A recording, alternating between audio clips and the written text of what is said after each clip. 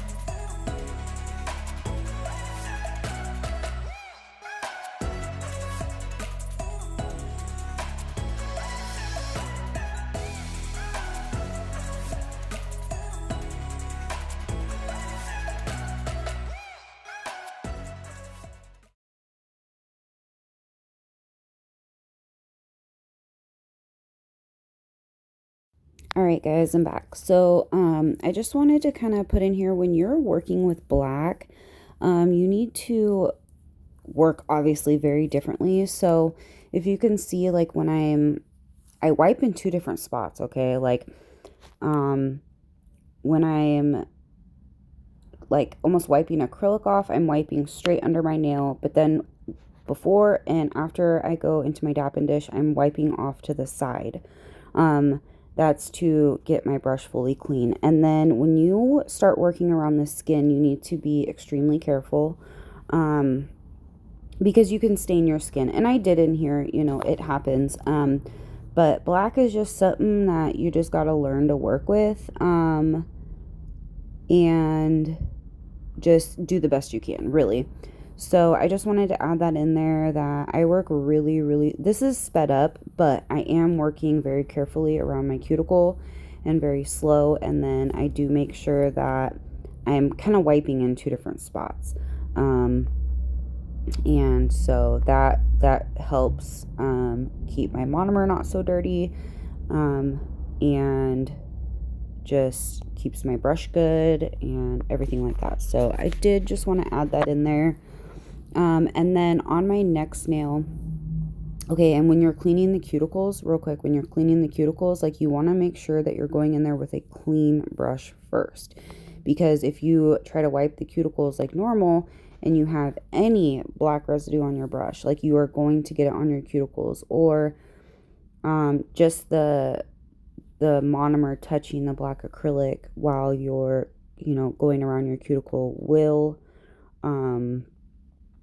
put, you know, the dye on there. And, you know, there's you know, if you get a little bit on there, like, you can clean your brush out all the way and then kind of like wipe it off with some monomer on your brush, clean monomer on your brush, and you know, for the most part it'll go away. But it does tend to stain fairly easy. So I did just want to add that in there. And then for this nail, I decided to do an ombre. I was nervous because black is not the easiest to ombre. But I did choose a dark enough pink that I made it work. And then also the glitter helped the transition not look so bad. So I blend it back like towards the cuticle right here, to thin it out, and so it's a smooth transition in the ombre, but also to lighten the color slightly. And I'm kind of using this black as like painting it. Like, I'm not trying to build any nail with this. I'm simply just trying to get a full solid black color, and then have it faded where I'm going to be ombreing. So you see me kind of put little beads here and there, and that's just because the nail wasn't like a solid black. Like, I could kind of see through it and stuff, and I needed that solid black color. And then another tip that I learned, camera went off. Oh, yeah. Another tip that I learned when you are ombreing black, I've heard mixed things about this. I have heard you should do your ombre when the black is wet to help it. I've heard that you should do it when it's dry, and then I've heard that you should cap it first. And so I like to cap it first with clear, just a little bit of clear, because when the black, like, it just bleeds so much. And so if I'm trying to cap with pink and I'm like swiping and blending, and then I go to touch my pink again after I have black on it, like, it just gets muddy, and it just doesn't look how I want it to look. So what I end up doing here is putting a little bit of clear over it. And always, so like when your napkin gets dirty like mine, I always like to flip. So I fold mine in half, and then I'll flip it over. And then when that one kind of gets just dirty and stuff, because if you're trying to wipe your brush off and clean your brush off on a dirty napkin, you're not really cleaning your brush off. Like, it's just not doing what it's supposed to be doing. So anyway, I let my ring finger dry, and I came and just capped this real quick. And when you're capping black, one thing I did notice is you can see bubbles so much more in the black. And so it looks like I'm just like wiping off all my acrylic right here, but that's because you have to cap like wet, because if not, you will see bubbles. And I don't know about you guys, but bubbles drive me nuts. So I try to have the least amount of bubbles when I cap, and especially over black. Like I said, it like accentuates the bubbles.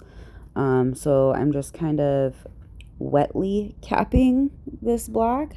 And so it does take a little bit to kind of build up the nail, but it looked good, so that's what I care about. And then yeah, anyway, when I'm capping in general though, to avoid bubbles, I do work a little bit wetter than if I were to just work on somebody's nails that were getting just all clear acrylic and then a gel design on top. I do tend to work differently with that. So anyway, I just had to pop in and let you guys know that. And I will cap my ombre nail, just the black part, very thinly, and then I will go in with the ombre, and you guys will see, you know, it was hard. It wasn't the best ombre, but considering it was black and pink, I think I did all right. And then the glitter just really tied it in. You gotta have glitter on sets, man. I love glitter and all that. So anyway, I will continue to let you guys watch, and I'll be back in a little bit.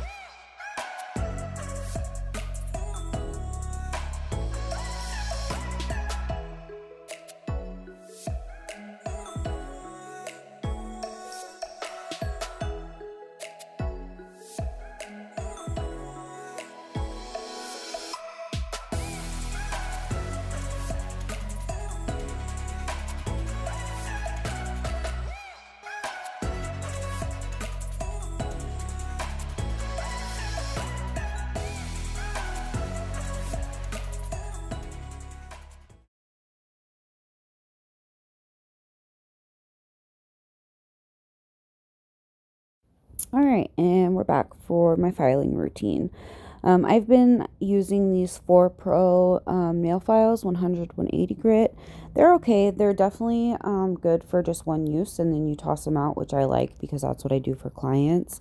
It sucks when you get a really good nail file that can be used multiple times, but you got to throw it away. So sometimes if that happens with my regulars, I will put their name on a container and I will put that file in there for them.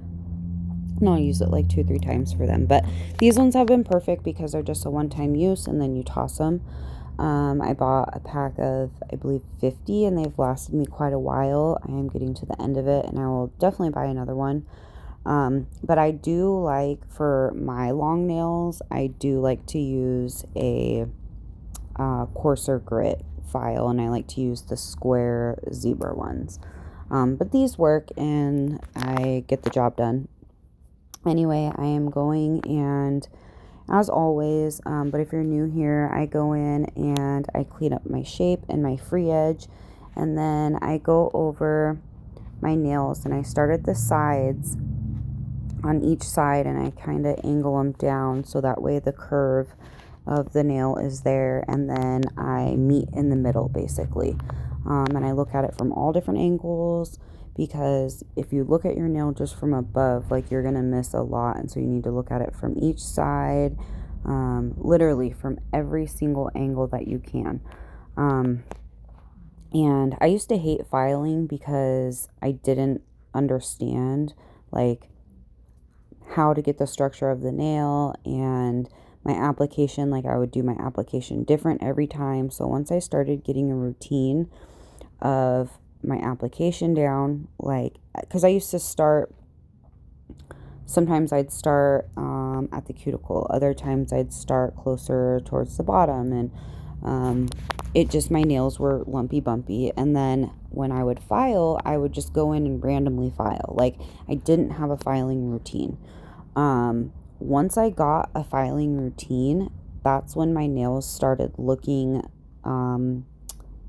more like in sync with each other, and that's when filing got easier for me. So find what routine works for you. Some people go in with their e-file first and then use the hand file, and I don't.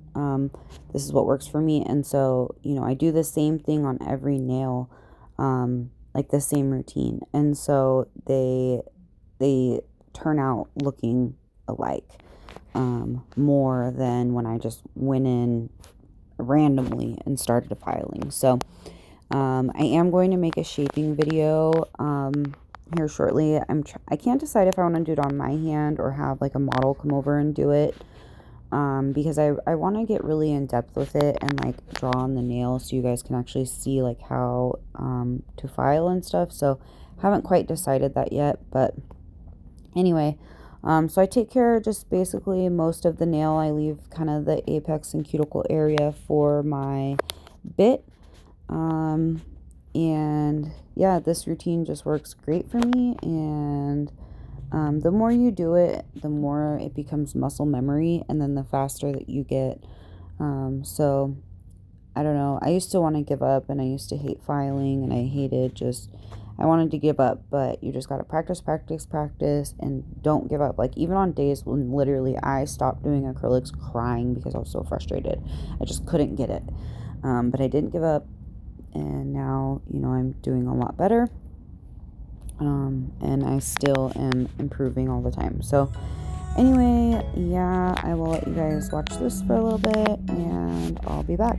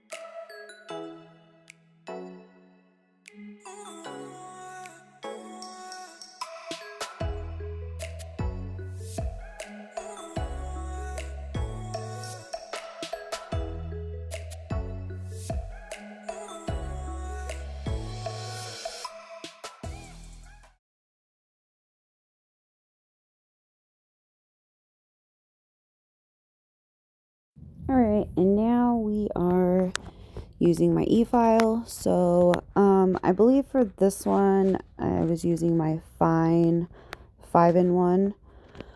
I love this bit. This is my go-to bit. I use them in different coarseness. I just love it. So my e-file is around like 11 or 12. It just kind of whatever I turn it to, whatever it lands on, 11 or 12. And I start at the cuticle, and you want to pull like your skin back and really get in there, and get the cuticle, and then kind of blend the apex so it's just a nice steady like slant. It's not like a huge like jump or lip or whatever. And then I will sometimes, if I need to, how I am right now, like go down the nail and just smooth it out. And again, I continue to look at my nails from all different angles. Because it really helps you to be able to see like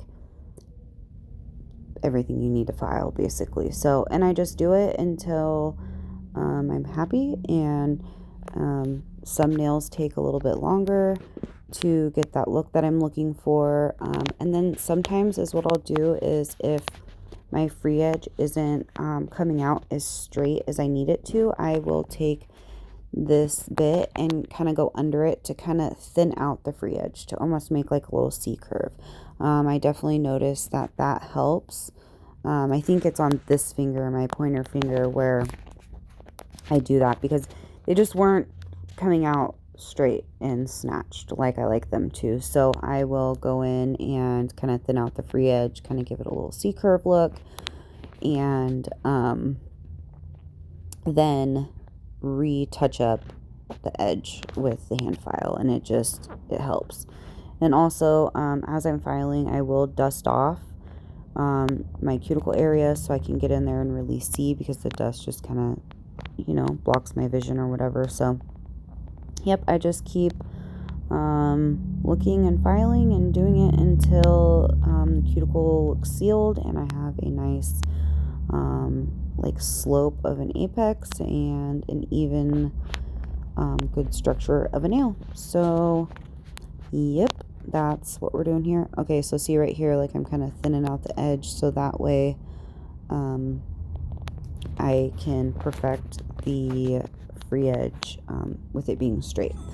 So anyway, I'll let you guys watch this process, and then I'll be back for the next part.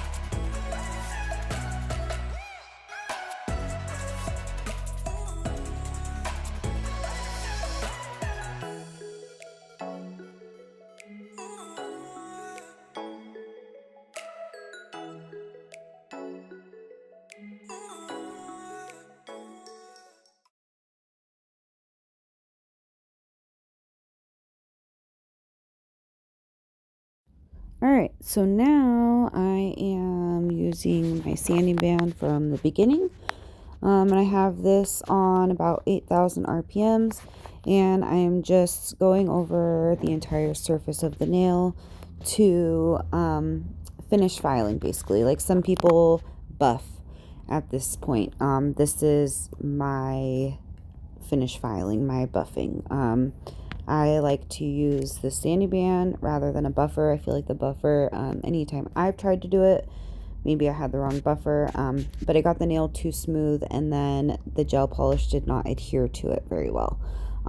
There was chipping and peeling and stuff like that. So anyway, this is what I do for finish filing. I just go through and get any divots out and make sure that I have roughed up the surface of the nail to get it prepared for gel polish. So I go ahead and do this, and then I might go in and touch up my free edge. I'm not sure, I don't remember. But then we will get into some goodness, brain fart. Oh yeah. So then I stop and I take a break and I try to find what like rhinestone design I want on my nails. I'm not very good at bling. I'll do some cuticle bling and stuff like that. And I have just a lot of like the different size circle blings. And so I try to use like my shapes and stuff. And I had some that I wanted to use, but I didn't have enough to do them the same on both hands because I don't have a lot of shapes and stuff. Because I mean, nobody ever asked for it either. So I really just kind of stop buying like the bigger bling and like the shapes and stuff because my clients, if they get rhinestones, they want just like a cuticle rhinestone or like a cuticle cuff of rhinestones and stuff. So anyway, it took me forever to come up with this little design, and I was getting so frustrated. There it is right there. Because if I try to figure it out on the nail, like, nah, I'm about to be a hot mess. So I'm going in with my McCart rhinestone glue. I love this glue. I've used a few other gels, rhinestone gels, and they just, I don't know, they didn't work the same. This is my go-to. It's lasted me a long time. It's really thick, and I put it on the nail, and I kind of make sure I push the rhinestone in it, and then if I need to, I'll go around and kind of seal it. And then I take a brush and I kind of just blend it on the nail so it's not like right here I'm blending it, so that way when I go and top coat, you don't see like this huge like blob around the rhinestones. So anyway, yep, that's what I'm doing, and I'm just kind of pushing it, perfecting it, and then curing it. So we are coming to the end of the video shortly here in a little bit. And I just really want to thank everybody again for all your support, all your encouragement, all your comments. I have just, like I said, I really enjoy doing this. It's just been really freaking fun. Oh, and I'm trying this top coat, McCart top coat. And I don't know how I like it. I definitely have to put it on thicker, and then I've noticed like in some spots especially like on the very like edges of my nails, like the sides, it'll almost like how do I explain it? It almost like separates. And so there'll be like a circle or a couple circles like right here. Okay, so I was like, well, maybe I need to shake it up. But I have to go in and like constantly like go over it to make sure that it is completely covering my nail and there's no like random little holes that don't have any on it. So I don't know if I like it. I'm just looking for a different top coat. The Model 1 works fine. It's very cheap, it's affordable, but I'm just looking for something else. Like I think I'm gonna try like a toughened top coat or something like that, tempered top coat, just because I want it to not get scratched as fast. It looks good the first couple days, and then as you wear and tear, just the nails get scratched, and by the end they just don't look as glossy. So I'm just kind of looking for something that lasts a little bit longer and is a little bit stronger when it comes to scratches and stuff like that. So yeah, I don't think this is the one. But I'll definitely keep it and use it for like myself or my practice hands and stuff like that. So but yeah, and I always make sure I go in and clean up around the nail, because if you cure like gel polish right there in your cuticle, when your nails grow out, you're gonna see it, and it's just not good to cure stuff on your skin, period. So yep, that's what I'm doing here. And I just want to thank everybody again, and I will see you guys in the next one. Bye.